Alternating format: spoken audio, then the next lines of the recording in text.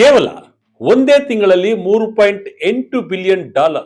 ಭಾರತೀಯ ಬ್ಯಾಂಕಿಂಗ್ ಇತಿಹಾಸದಲ್ಲೇ ಇಷ್ಟೊಂದು ದೊಡ್ಡ ಡಾಲರ್ ಬೇಟೆಯನ್ನ ಯಾರು ನೋಡಿಲ್ಲ. ಎಸ್, ಭಾರತದ ಬ್ಯಾಂಕಿಂಗ್ ಜಗತ್ತಿನಲ್ಲಿ ಈಗ ದಿಢೀರ್ ಅಂತ ಒಂದು ದೊಡ್ಡ ಮೂವ್ಮೆಂಟ್ ಶುರುವಾಗಿದೆ. ನಮ್ಮ ದೇಶದ ದೈತ್ಯ ಪ್ರೈವೇಟ್ ಬ್ಯಾಂಕುಗಳಾದ HDFC ಮತ್ತು ICICI ಬ್ಯಾಂಕ್ಗಳು ಅಮೆರಿಕನ್ ಡಾಲರ್ ಬಾಂಡ್ ಮಾರುಕಟ್ಟೆಗೆ ಲಗ್ಗೆಯಿಟ್ಟು ಸಾವಿರಾರು ಕೋಟಿ ರೂಪಾಯಿ ಅಂದ್ರೆ ಬಿಲಿಯನ್ ಗಟ್ಟಲೆ ಡಾಲರ್ ಫಂಡ್ ರೈಸ್ ಮಾಡ್ತಿವೆ. ಒಂದ್ ಕಡೆ ICICI ಬ್ಯಾಂಕ್ ಬರೋಬ್ಬರಿ $2.05 ಬಿಲಿಯನ್ ಸಾಲ ಸಂಗ್ರಹಿಸಿದ್ರೆ, ಇನ್ನೊಂದ್ ಕಡೆ HDFC ಬ್ಯಾಂಕ್ ಬರೋಬ್ಬರಿ $1.75 ಬಿಲಿಯನ್ ಮೊತ್ತದ ಬಾಂಡ್ ಗಳನ್ನ ಇಶ್ಯೂ ಮಾಡಿದೆ.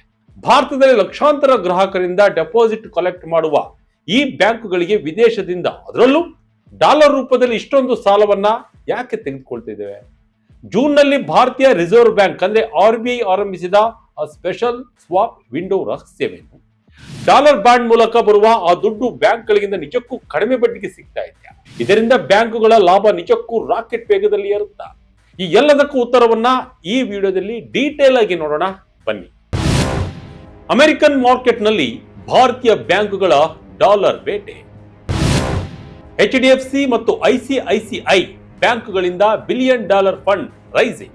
ಹೌದು, ಭಾರತೀಯ ಬ್ಯಾಂಕ್ಗಳು ಈಗ ಗ್ಲೋಬಲ್ ಲೆವೆಲ್ ನಲ್ಲಿ US ಡಾಲರ್ ಬಾಂಡ್ ಮಾರ್ಕೆಟ್ ನಲ್ಲಿ ಭಾರಿ ಪ್ರಮಾಣದ ಹಣ ಸಂಗ್ರಹಣೆಗೆ ಇಳಿದಿವೆ. ಇತ್ತೀಚಿನ ಅಂಕಿಅಂಶಗಳನ್ನ ನಾವು ನೋಡ್ತಾ ಇದ್ರೆ ಇದು ಎಷ್ಟು ದೊಡ್ಡ ಮಟ್ಟದಲ್ಲಿ ಅನ್ನೋದು ಸ್ಪಷ್ಟವಾಗುತ್ತೆ. ಕೇವಲ ಕಳೆದ ಒಂದೇ ತಿಂಗಳಲ್ಲಿ ICICI ಬ್ಯಾಂಕ್ ಬರೋಬ್ಬರಿ $2.05 ಮಿಲಿಯನ್ ಮೊತ್ತವನ್ನ ಡಾಲರ್ ಡಿನಾಮಿನೇಟೆಡ್ ಮೂಲಕ ರೈಸ್ ಮಾಡಿದೆ. ಇದರಲ್ಲಿ ಹೊಸದಾಗಿ ಇಶ್ಯೂ ಮಾಡಲಾದ $750 ಮಿಲಿಯನ್ ಮೊತ್ತದ 5 ವರ್ಷಗಳ ಬಾಂಡ್ ಕೂಡ ಸೇರಿದೆ. ಅಷ್ಟೇ ಅಲ್ಲ, ICICI ಬ್ಯಾಂಕ್ ವಿದೇಶಿ ಲೆಂಡರ್ಸ್ ಗಳಿಂದ ಮತ್ತೊಂದು $1.45 ಬಿಲಿಯನ್ ಮೊತ್ತದ ಸಾಲ ಪಡೆಯೋಕ್ಕೂ ಮಾತುಕತೆ ನಡೆಸ್ತಾ ಇದೆ. ಇತ್ತ ಇನ್ನೊಂದು ಬ್ಯಾಂಕಿಂಗ್ ದೈತ್ಯ HDFC ಬ್ಯಾಂಕ್ ಕತೆ ನೋಡಿದ್ರೆ, ಜೂನ್ ನಲ್ಲಿ ತಂದಿದ್ದ $750 ಮಿಲಿಯನ್ ಇಶ್ಯೂ ಬೆನ್ನಲ್ಲೇ ಈಗ 3 ಮತ್ತು 5 ವರ್ಷಗಳ ಬಾಂಡ್ಗಳ ಮೂಲಕ ಬರೋಬ್ಬರಿ $1.75 ಬಿಲಿಯನ್ ಹಣವನ್ನ ಎತ್ತಿದೆ. ಹಾಗಾದ್ರೆ ಭಾರತೀಯ ಬ್ಯಾಂಕ್ಗಳು ಈಗಲೇ ಇಷ್ಟೊಂದು ದೊಡ್ಡ ಪ್ರಮಾಣದಲ್ಲಿ ಡಾಲರ್ ಸಾಲ ಎತ್ತಲು ಕಾರಣವೇನು ಅನ್ನೋದನ್ನ ಅರ್ಥ ಮಾಡಿಕೊಳ್ಬೇಕಾದ್ರೆ ನಾವಿಲ್ಲಿ ಪ್ರಮುಖವಾಗಿ 5 ಅಂಶಗಳನ್ನ ಗಮನಿಸಲೇಬೇಕು. ವಿದೇಶದಿಂದ ಹಣ ತರಲು ಬ್ಯಾಂಕ್ಗಳಿಗೆ ಅಸಲಿ ಕಾರಣವೇನು? HDFC ಬ್ಯಾಂಕ್ನ ಪೋಸ್ಟ್ ವಿಲೀನ ಬ್ಯಾಲೆನ್ಸ್ ಶೀಟ್ ಹೇಗಿದೆ? ಎಸ್, 5 ಅಂಶಗಳಲ್ಲಿ ಮೊದಲನೇದು, ಬ್ಯಾಂಕ್ಗಳಿಗೆ ಸಾಲ ಕೊಡೋಕು ಮುಂಚೆ ಫಂಡಿಂಗ್ ಅಥವಾ ಬಂಡವಾಳ ಬೇಕು. ಸಾಂಪ್ರದಾಯಿಕವಾಗಿ ಭಾರತೀಯ ಬ್ಯಾಂಕ್ಗಳು ತಮ್ಮ ಗ್ರಾಹಕರ ಡೆಪಾಸಿಟ್ಗಳು, ದೇಶೀಯ ಸಾಲಗಳು, ವಿದೇಶಿ ಸಾಲಗಳು ಮತ್ತು ಕ್ಯಾಪಿಟಲ್ ಮೇಲೆ ಡಿಪೆಂಡ್ ಆಗಿರ್ತವೆ. ಆದರೆ HDFC ಬ್ಯಾಂಕ್ ವಿಷಯಕ್ಕೆ ಬಂದರೆ, HDFC ಬ್ಯಾಂಕ್ ಲಿಮಿಟೆಡ್ ಜೊತೆಗಿನ ಮೆಗಾ ವಿಲೀನದ ನಂತರದ ಬ್ಯಾಲೆನ್ಸ್ ಶೀಟ್ ಪರಿಸ್ಥಿತಿ ತುಂಬಾನೇ ಮುಖ್ಯವಾಗಿದೆ.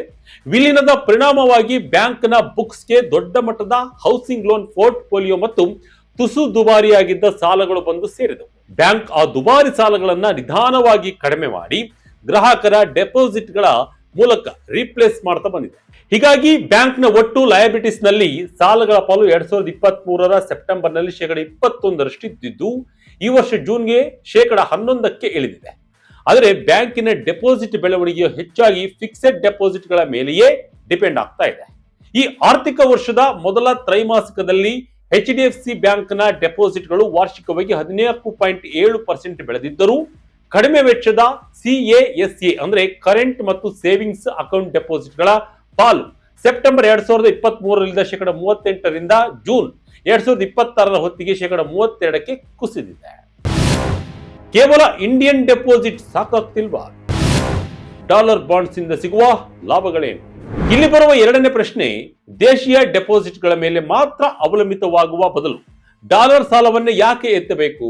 ಇದಕ್ಕೆ ಸಿಗುವ ಮುಖ್ಯ ಉತ್ತರ ಡೈವರ್ಸಿಫಿಕೇಶನ್. 3 ಅಥವಾ 5 ವರ್ಷಗಳ ಡಾಲರ್ ಬಾಂಡ್ ಮೂಲಕ ಬರುವ ಹಣವು ನಿರ್ದಿಷ್ಟ ಅವಧಿಗೆ ಬ್ಯಾಂಕ್ ಬಳಿ ಲಾಕ್ ಆಗಿರುತ್ತದೆ. ಈ ಹಣವನ್ನ ಬ್ಯಾಂಕ್ಗಳು ವಿದೇಶಿ ಕರೆನ್ಸಿ ಸಾಲ ನೀಡಲು ಬಳಸಿಕೊಳ್ಳಬಹುದು. ಉದಾಹರಣೆಗೆ, ಎಕ್ಸ್ಪೋರ್ಟ್ ಇಂಪೋರ್ಟ್ ಮಾಡುವ ಕಂಪನಿಗಳಿಗೆ ಅಥವಾ ವಿದೇಶಗಳಲ್ಲಿ ಪ್ರಾಜೆಕ್ಟ್ ನಡೆಸುತ್ತಿರುವ ಕಂಪನಿಗಳಿಗೆ HDFC ಬ್ಯಾಂಕ್ ಡಾಲರ್ ರೂಪದಲ್ಲೇ ಸಾಲ ಕೊಡಬಹುದು. ಹೀಗೆ ಮಾಡಿದಾಗ ಬ್ಯಾಂಕ್ ಸಾಲಗಾರರಿಂದ ಬಡ್ಡಿ ಮತ್ತು ಅಸಲನ್ನ ಡಾಲರ್ನಲ್ಲೇ ವಾಪಸ್ ಪಡೆಯುತ್ತವೆ ಮತ್ತು ತಾನು ಸಾಲ ತಂದ ಬಾಂಡ್ ಹೋಲ್ಡರ್ಗಳಿಗೂ ಡಾಲರ್ನಲ್ಲೇ ಪಾವತಿಸುತ್ತದೆ. ಇದರಿಂದಾಗಿ ಒಂದು ನ್ಯಾಚುರಲ್ ಕರೆನ್ಸಿ ಮ್ಯಾಚ್ ಉಂಟಾಗಿ ಕರೆನ್ಸಿ ಏರಿಳಿತದ ರಿಸ್ಕ್ ಸಂಪೂರ್ಣವಾಗಿ ಕಡಿಮೆ ಆಗುತ್ತದೆ. ಜೊತೆಗೆ ವಿದೇಶಿ ಕರೆನ್ಸಿ ಲೆಂಡಿಂಗ್ ಆಗಿ ದೇಶೀಯ ಡೆಪಾಸಿಟ್ಗಳ ಮೇಲಿನ ಅವಲಂಬನೆ ತಪ್ಪುತ್ತದೆ ಮತ್ತು ಜಾಗತಿಕ ಬಂಡವಾಳ ಮಾರುಕಟ್ಟೆಗೆ ನೇರ ಪ್ರವೇಶ ಸಿಗುತ್ತದೆ.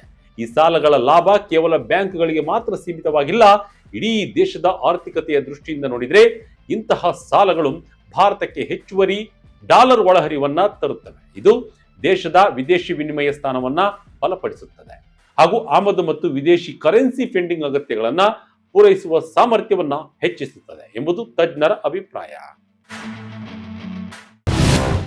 ಬ್ಯಾಂಕ್ಗಳಿಗೆ ಆರ್ಬಿಐ ನೀಡಿದ ಸ್ಪೆಷಲ್ ಆಫರ್ ಏನಿದು? ಡಾಲರ್ ರೂಪಾಯಿ ಸ್ವಾಪ್ ವಿಂಡೋ. ಹಾಗಾದ್ರೆ ಬ್ಯಾಂಕ್ಗಳು ಈಗಲೇ ಡಾಲರ್ ಸಾಲ ಎತ್ತಲು ಇನ್ನೊಂದು ಅತಿ ಮುಖ್ಯ ಕಾರಣವೇನು ಅಂದ್ರೆ ಅದು ನಮ್ಮ ರಿಸರ್ವ್ ಬ್ಯಾಂಕ್ ಆಫ್ ಇಂಡಿಯಾ ಈ ವರ್ಷ ಜೂನ್ ನಲ್ಲಿ ತಂದ ರಿಯಾಯಿತಿ ದರದ ಡಾಲರ್ ರೂಪಾಯಿ ಸ್ವಾಪ್ ವಿಂಡೋ. ಭಾರತೀಯ ಬ್ಯಾಂಕುಗಳ ವಿದೇಶಿ ಕರೆನ್ಸಿ ಸಾಲಗಳಿಗಾಗಿ ಆರ್ಬಿಐನ ಜೂನ್ ನಲ್ಲಿ ಈ ವಿಶೇಷ ಸ್ವಾಪ್ ಸೌಲಭ್ಯವನ್ನು ತೆರೆದಿತ್ತು. ಇದು ಡಿಸೆಂಬರ್ 31ರವರೆಗೆ ಲಭ್ಯವಿರಲಿದೆ. ಇದರಿಂದ ಬ್ಯಾಂಕುಗಳಿಗೆ ಜಾಗತಿಕ ಡಾಲರ್ ಮಾರುಕಟ್ಟೆಯಿಂದ ದೀರ್ಘಾವಧಿಯ ಫಂಡಿಂಗ್ ಅನ್ನು ತರಲು ಹೆಚ್ಚಿನ ಸಮಯ ಮತ್ತು ಅವಕಾಶ ಸಿಕ್ಕಂತಾಗಿದೆ. ಈ ಸ್ವಾಪ್ ಫೆಸಿಲಿಟಿಯಲ್ಲಿ ನಿಯಮ ತುಂಬಾನೇ ಸರಳವಾಗಿದೆ. ಅದೇನೆಂದ್ರೆ ಅರ್ಹ ಬ್ಯಾಂಕ್ ತಾನು ವಿದೇಶದಿಂದ ತಂದ ಡಾಲರ್ಗಳನ್ನ ಆರ್ಬಿಐಗೆ ನೀಡಿ ರೂಪಾಯಿಗಳನ್ನ ಪಡೆಯಬಹುದು. ನಂತರ ಸ್ವಾಪ್ ಅವಧಿ ಮುಗಿದ ಮೇಲೆ ಅದೇ ವಿನಿಮಯವನ್ನ ರಿಸರ್ವ್ ಮಾಡಿಕೊಳ್ಳಬಹುದು. ಈ ಸೌಲಭ್ಯಕ್ಕಾಗಿ ಆರ್ಬಿಐ ವರ್ಷಕ್ಕೆ ಕೇವಲ 1.5% ಫಿಕ್ಸೆಡ್ ಸ್ವಾಪ್ ಪ್ರೀಮಿಯಂ ವಿಧಿಸುತ್ತದೆ. ಇದು ಅರ್ಧ ವಾರ್ಷಿಕ ಕಾಂಪೌಂಡ್ ಆಗುತ್ತದೆ ಮತ್ತು ಈ ಅವಧಿ ಗರಿಷ್ಠ 5 ವರ್ಷಗಳವರೆಗೆ ಇರುತ್ತದೆ. ಇದರಿಂದ ಡಾಲರ್ ತಂದು ರೂಪಾಯಿ ಸಾಲ ನೀಡುವಾಗ ಎದುರಾಗುವ ಕರೆನ್ಸಿ ರಿಸ್ಕ್ ಅನ್ನ ಬ್ಯಾಂಕ್ಗಳು ಈಸಿಯಾಗಿ ಮ್ಯಾನೇಜ್ ಮಾಡಬಹುದು. ಆದರೆ HDFC ಬ್ಯಾಂಕ್ ತಾನು ಸಂಗ್ರಹಿಸಿದ ಪೂರ್ತಿ $1.75 ಬಿಲಿಯನ್ ಹಣವನ್ನ ಸ್ವಾಪ್ ಮಾಡುತ್ತಾ ಅನ್ನೋದನ್ನ ಈಗ ಅಧಿಕೃತವಾಗಿ ಹೇಳಿಲ್ಲ. ಸ್ವಲ್ಪ ಡಾಲರ್ ಅನ್ನ ವಿದೇಶಿ ಕರೆನ್ಸಿ ಸಾಲಕ್ಕಾಗಿ ಇಟ್ಕೊಂಡು ಉಳಿದಿದ್ದನ್ನ ಹೆಡ್ಜ್ ಅಥವಾ ಸ್ವಾಪ್ ಮಾಡಿಕೊಳ್ಳುವ ಚಾಯ್ಸ್ ಕೂಡ ಬ್ಯಾಂಕಿಗಿದೆ.